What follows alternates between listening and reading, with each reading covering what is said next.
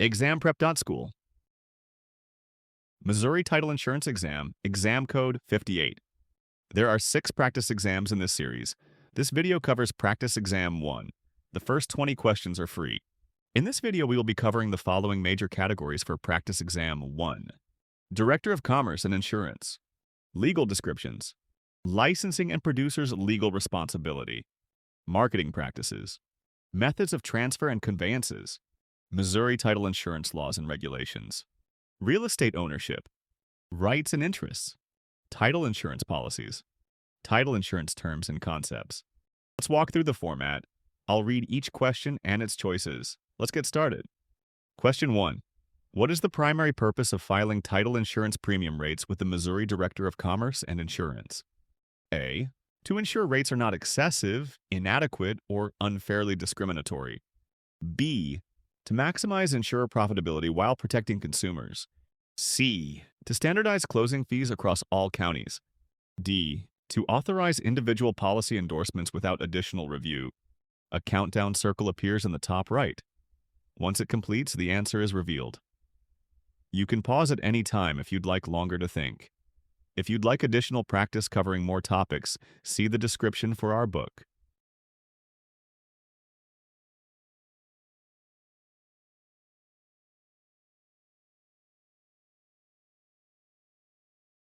The correct answer is A. The correct answer is to ensure rates are not excessive, inadequate, or unfairly discriminatory, as Missouri law requires rate filings to protect consumers from unfair pricing practices. Reason B is not correct. Maximizing profitability is not the statutory goal. The focus is on consumer protection. Reason C is not correct. Rate filings address premium levels rather than standardizing closing fees. Reason D is not correct. Filing rates does not grant authority to issue endorsements without review. Question 2. Under Missouri title insurance regulations, when must an insurer submit proposed rate revisions to the Director of Commerce and Insurance? A. At least 30 days before the proposed effective date. B. Within 30 days after the proposed effective date. C. Concurrent with each policy renewal application. D. No later than 60 days after publication in the Missouri Register.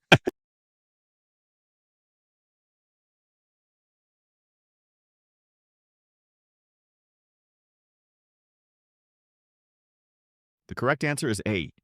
Missouri regulations require title insurers to file any proposed rate revisions at least 30 days before their proposed effective date to allow for regulatory review. Reason B is not correct. Filing after the effective date does not comply with the pre-filing requirement. Reason C is not correct. Rate change submissions are not tied to individual policy renewals. Reason D is not correct. There is no 60-day post-publication filing timeline in Missouri law. Question 3. A Missouri homebuyer receives a settlement statement listing a title insurance premium of $850 and a separate closing service fee of $150. The premium amount is the same for all insureds in the state, whereas the closing service fee may vary depending on the complexity of closing tasks. Which of the following statements best distinguishes the title insurance premium from the closing service fee under Missouri law? A. The title insurance premium reimburses the closing agent for document preparation, while the closing service fee indemnifies the insurer against title defects. B. The title insurance premium is filed with and approved by the director and must be uniform statewide, while the closing service fee need not be filed and can be negotiated. C. The closing service fee is set by statute and non-negotiable, whereas the premium compensates the title agent for escrow services. D. The closing service fee is refundable pro rata if the transaction does not close, whereas the premium is non-refundable once paid.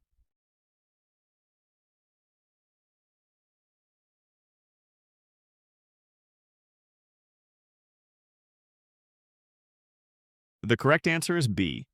The correct answer is that the insurer's premium must be filed with the director and is uniform statewide, whereas the closing service fee is not subject to a filing requirement and may vary based on the services performed. Reason A is not correct. This description reverses the functions of each fee. The premium is not meant to reimburse document preparation. Reason C is not correct. This is incorrect because closing service fees are not set by statute or non-negotiable. Reason D is not correct. This misstates refund rules. Settlement fees are not automatically refundable in that manner. Question 4. A Missouri title producer plans to charge a separate closing service fee in addition to the filed title insurance premium. Under Missouri regulations, which procedure most accurately complies with the rules for imposing such a fee? A. Bundle the fee with the premium and remit it to the insurer as part of the rate. B. Itemize the fee separately on the settlement statement. Disclose it in writing to the consumer and base it on actual services performed. C. Charge the fee only to sellers and waive it for buyers to avoid rate filing requirements. D. Calculate the fee as a percentage of the premium amount on a sliding scale.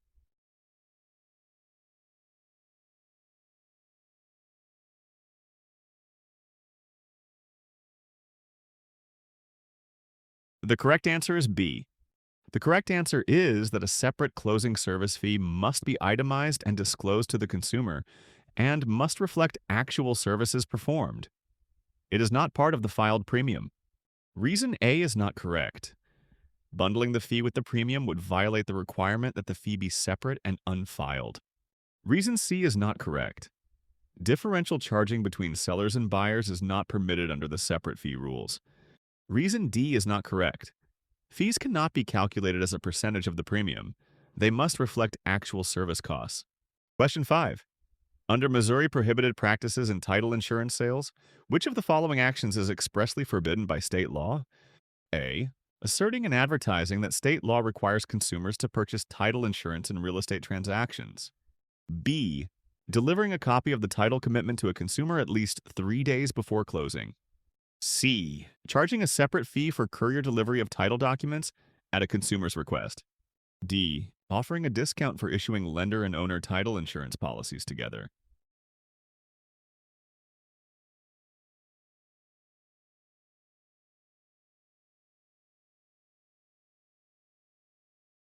The correct answer is A. Missouri Revised Statute Section 381.146 prohibits misrepresenting that title. Insurance is mandatory by law. The other practices involve permissible disclosures, separate service fees, and schedule-based rate discounts. Reason B is not correct. Providing a title commitment copy within the statutory timeframe is a required consumer protection, not a prohibited practice. Reason C is not correct. Charging for courier delivery at the consumer's request is a separate service fee and not forbidden by law. Reason D is not correct. Offering a simultaneous issue discount is approved under filed rate schedules and is not a prohibited misrepresentation. Question 6. According to Missouri regulations on inducements for title business referrals, which of the following practices violates the prohibition on valuable consideration to referral sources? A. Hosting an educational seminar on settlement procedures for prospective buyers invited by real estate agents. B. Providing branded informational brochures to agents for distribution to clients.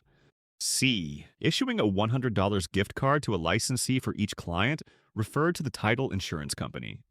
D. Paying for advertising space in a local newspaper, promoting the title company's services.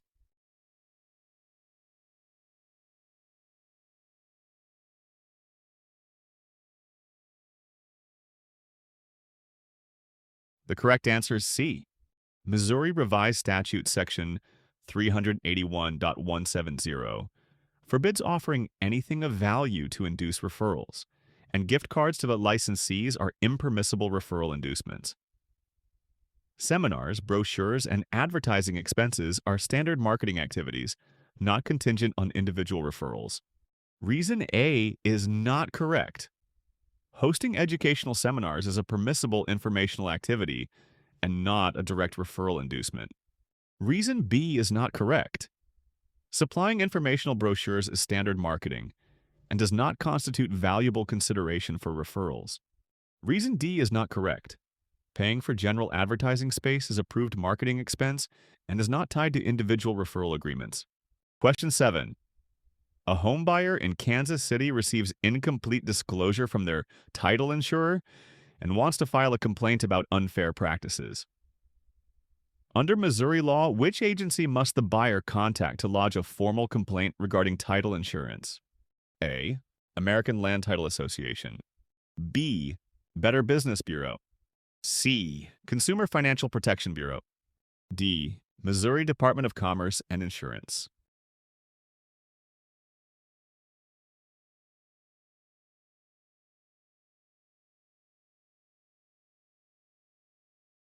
The correct answer is D.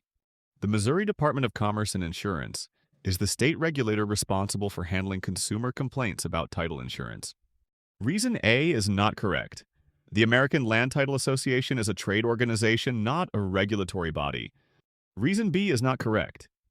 The Better Business Bureau is a private nonprofit that mediates disputes but has no enforcement power over title insurers. Reason C is not correct. The Consumer Financial Protection Bureau oversees federal consumer loans, but state title insurance complaints go to the state regulator. Question 8. A Missouri resident requests a copy of their title insurance policy from the title agent. Under Missouri regulations, within how many calendar days must the title producer provide the requested document? A. 10 calendar days. B. 45 calendar days. C. 30 calendar days. D. 21 calendar days.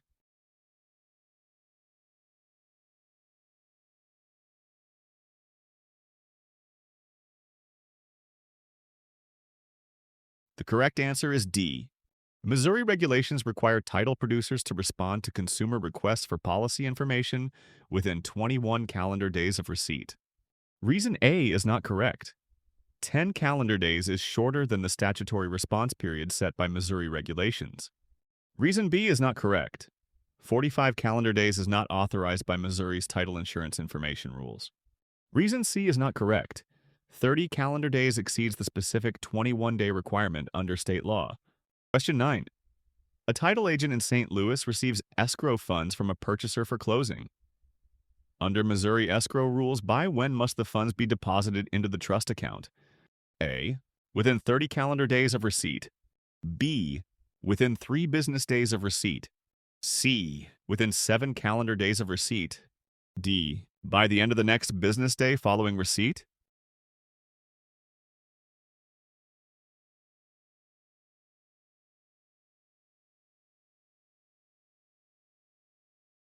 The correct answer is D. Missouri law requires escrowed funds to be deposited into a trust account by the end of the next business day after receipt to prevent commingling. Reason A is not correct. 30 calendar days is not permitted, as Missouri mandates much sooner deposit. Reason B is not correct.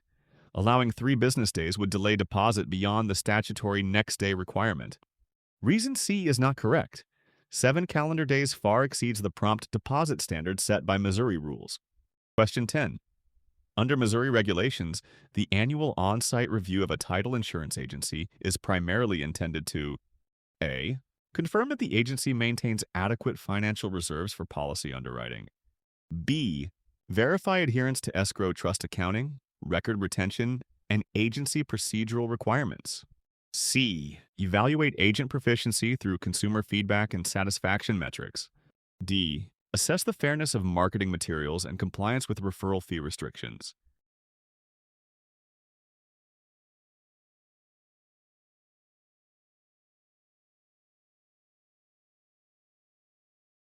The correct answer is B. The correct answer is to verify that title agencies follow required procedures for escrow trust accounting, maintain proper records, and comply with procedural regulations during annual on-site reviews. Reason A is not correct. Focusing on an insurer's financial reserves is outside the scope of an agency-level on-site review, which centers on procedural compliance rather than underwriting funds. Reason C is not correct. Consumer feedback evaluation is not part of the regulatory on-site review process, which emphasizes internal controls and record keeping. Reason D is not correct. Marketing material fairness and referral fees are monitored under separate regulatory audits, not the standard annual on-site review. Question 11.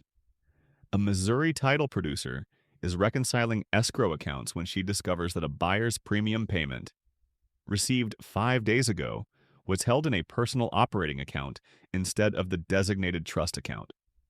According to Missouri Standards of Conduct for Title Producer Operations, which of the following actions constitutes a violation? A. Immediately transfer the funds into the trust account and notify the buyer of the error. B.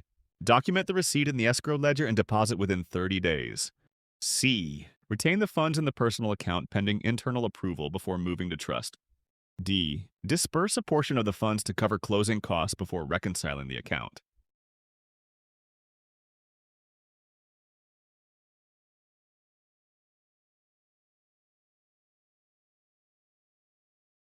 The correct answer is C. The correct answer is that retaining client funds in a personal operating account before approval violates the requirement to keep escrow monies separate from operating funds and to deposit them promptly into a trust account. Reason A is not correct. Corrective deposit and notification comply with Missouri rules requiring prompt segregation of escrow funds. Reason B is not correct. Delaying deposit up to 30 days exceeds the timely deposit requirement under Missouri standards. Reason D is not correct. Using escrow funds for closing costs prior to proper deposit misapplies those funds and breaches trust obligations. Question 12. A Missouri title agency has an ownership interest in a local appraisal firm and refers clients exclusively to that firm. At which point must the agency provide affiliated business arrangement disclosure to comply with Missouri affiliated business arrangement disclosure expectations? A. Following closing in the final settlement statement. B. After the client signs the loan documents but before closing. C. Within 10 days after the client accepts the appraisal fee estimate. D. Before or at the time of the referral to the appraisal firm.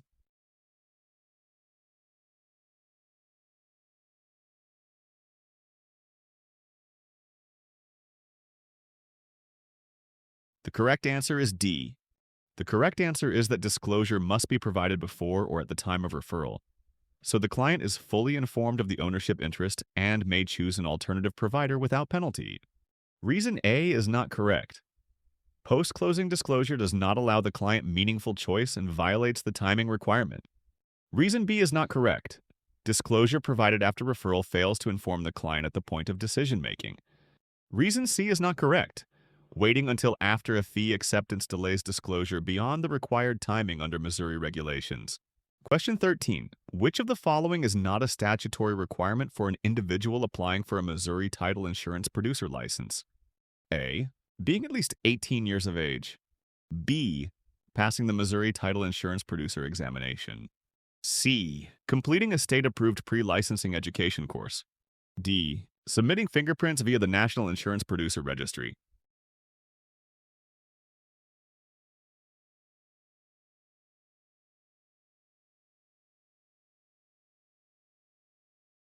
The correct answer is C.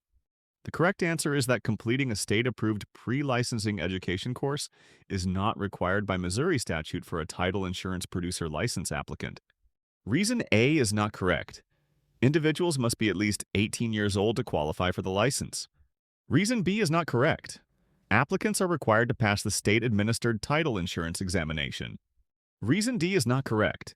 Fingerprint submission through the National Insurance Producer Registry is mandated for background checks. Question 14. Which of the following must accompany an initial Missouri title insurance producer license application? A. Certificate of Errors and Omissions Insurance. B.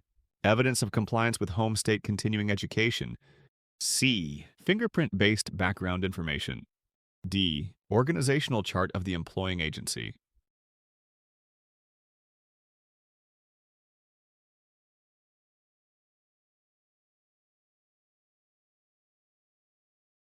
The correct answer is C. The correct answer is that fingerprint-based background information must be submitted with the initial license application. Reason A is not correct.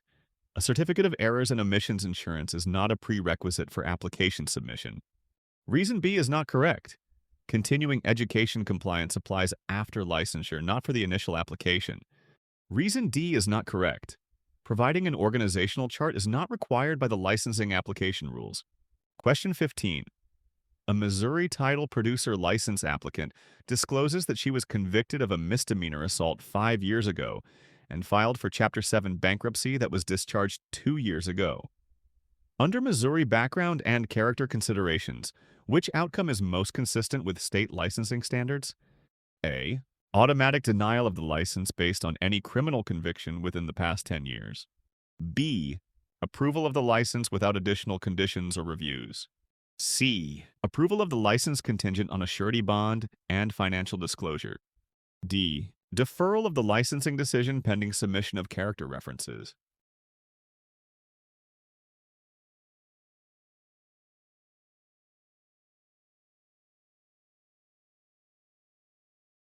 The correct answer is B. The correct answer is approval without additional conditions or reviews, because Missouri's regulations focus on convictions involving moral turpitude or dishonesty. A misdemeanor assault conviction does not automatically disqualify an applicant, nor does a discharged bankruptcy after 2 years. Reason A is not correct. Missouri does not impose an automatic denial for all convictions. Only certain crimes involving moral turpitude or dishonesty are disqualifying. Reason C is not correct. Licensing rules do not require a surety bond or extra financial disclosure solely because of a discharged bankruptcy or misdemeanor assault. Reason D is not correct. Character references are not routinely required when convictions do not involve moral turpitude and bankruptcies have been discharged. Question 16. Under Missouri law, within how many banking days must a title insurance producer deposit client escrow funds into a designated trust account after receipt? A. By the next banking day after receipt. B. Within 3 banking days of receipt. C. Within 10 calendar days of receipt. D. By the end of the month in which the funds were received.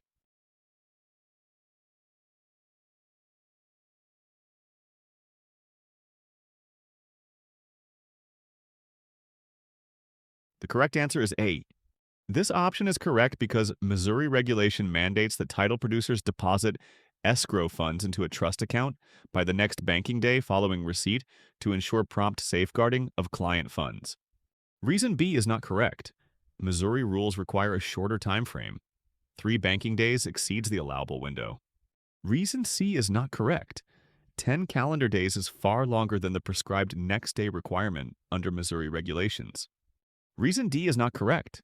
Holding funds until month end violates the prompt deposit requirement of the trust account rule. Question 17. A title company receives a $10,000 earnest money check from a buyer. Under Missouri title insurance regulations, by when must the company deposit the funds into a segregated trust account? A. Within 48 hours of receipt. B. Within 24 hours of receipt. C. Before the expiration of the 5-day cooling off period. D. Within 10 business days after disbursement of closing funds.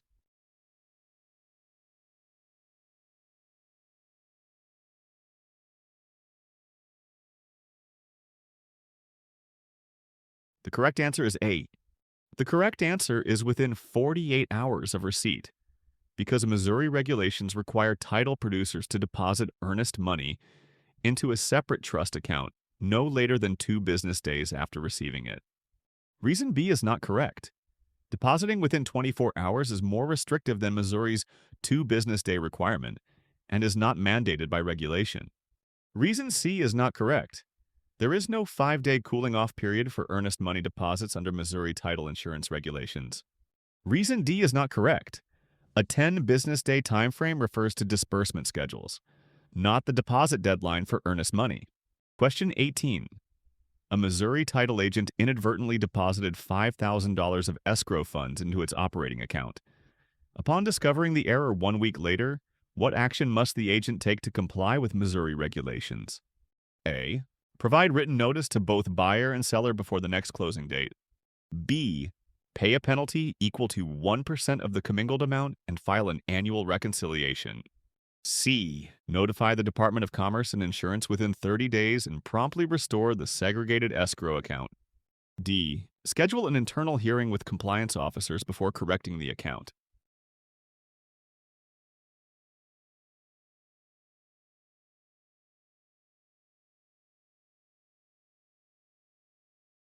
The correct answer is C.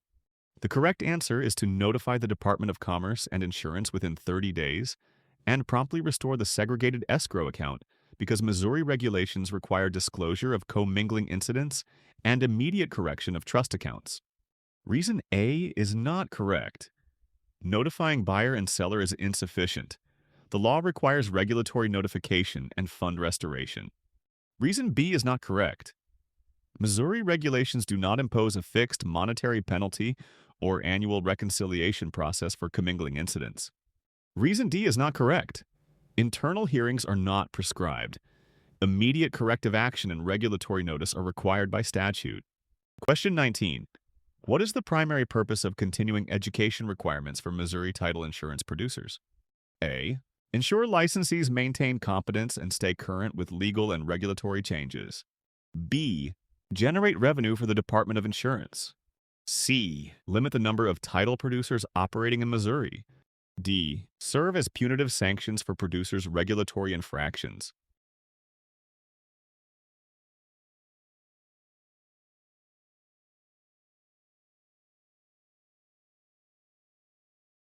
The correct answer is A.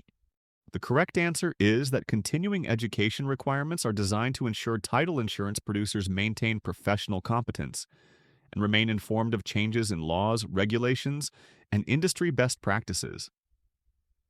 They are not intended as a revenue source, quota control, or disciplinary penalty. Reason B is not correct. Continuing education is not imposed to raise departmental funds, but to uphold professional standards. Reason C is not correct. The requirement does not serve to restrict the number of licensees, but to support ongoing competence. Reason D is not correct. Continuing education functions as an educational mandate rather than a punitive measure. Question 20. During her most recent license renewal, a Missouri title producer attested that she completed the required 12 hours of continuing education, but records show she only completed 6 hours. Under Missouri law, which of the following administrative grounds most directly applies? A. Failure to complete continuing education within the prescribed period. B. Submission of a false statement in the license renewal application. C. Conducting title insurance business after the license expiration date. D. Failure to pay the license renewal fee by the deadline.